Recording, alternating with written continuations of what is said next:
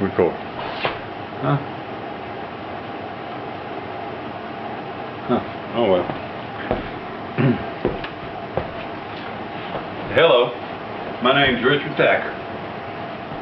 During the next months, I want to prevent a video blog to engage my fellow citizens in a conversation, not about who would make the best president, but about what we require as citizens for whichever person is elected president for them to do.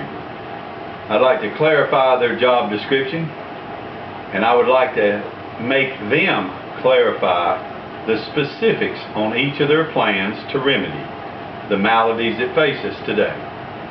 Now we're working on that. We understand health care is a big issue. It needs to be reformed. And another candidate is, I've got a plan that'll cover every American. We want the specifics of those plans prior to our vote to elect you to president. We want to know how it is, the specific steps that you would take in which specific order to make your plan come to fruition.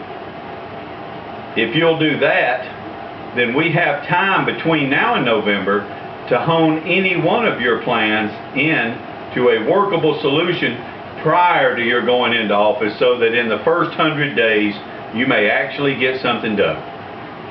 And so that's one of the central purposes of this video blog. I'm going to be interviewing friends, neighbors, enemies.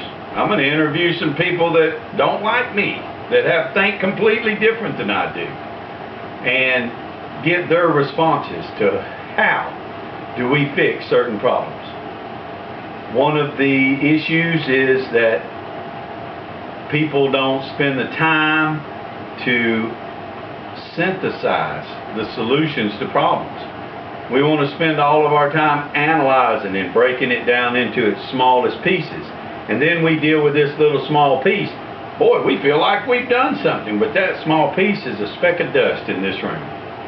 And we throw it back out in the room and hoping that it'll fix and purify the air of the whole room. And it doesn't happen that way. Answers have to be synthetical. I can't say it, but I understand what I mean. I hope you do. We'll see as we go into these next weeks and months the issues that are on the minds of different people, of different political persuasions.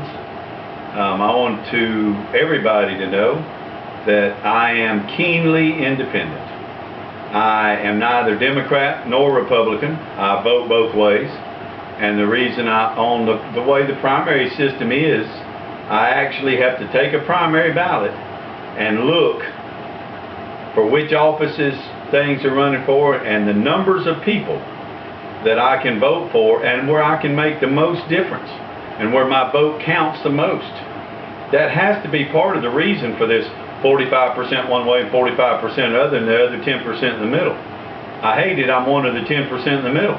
I do not subscribe to either philosophy in its entirety. I agree with the Republicans that government should be small, and people should take care of themselves and not ask the government for so much help.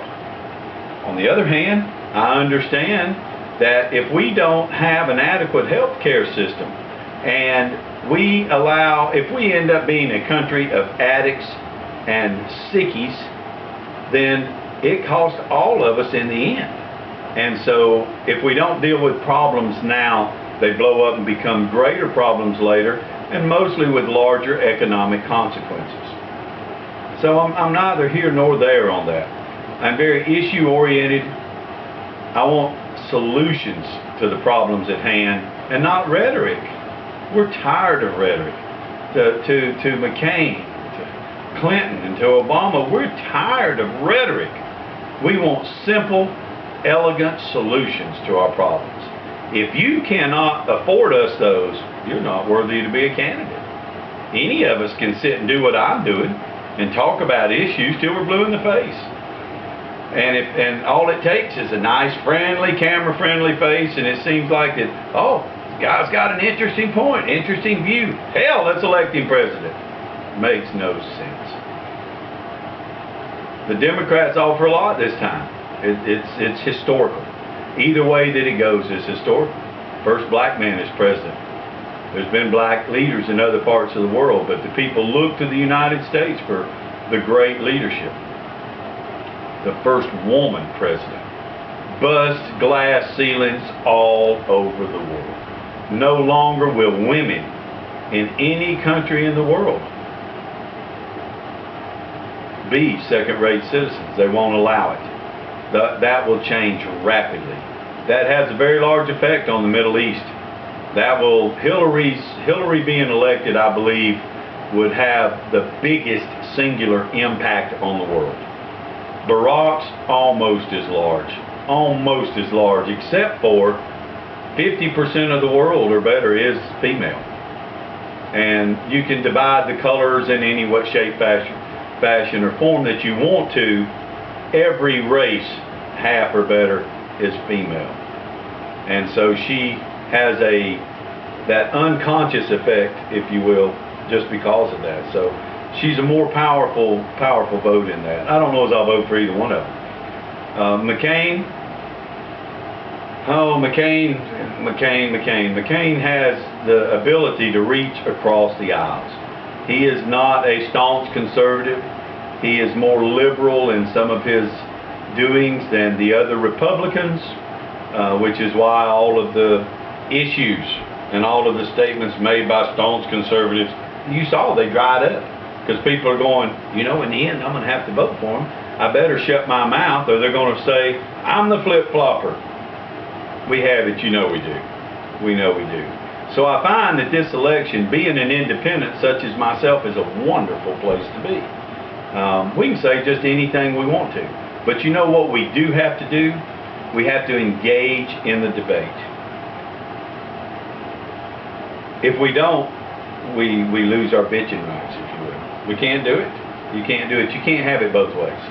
I want issues solved. I want problems solved, and I want issues discussed in a manner that allows us to empirically realize the solution.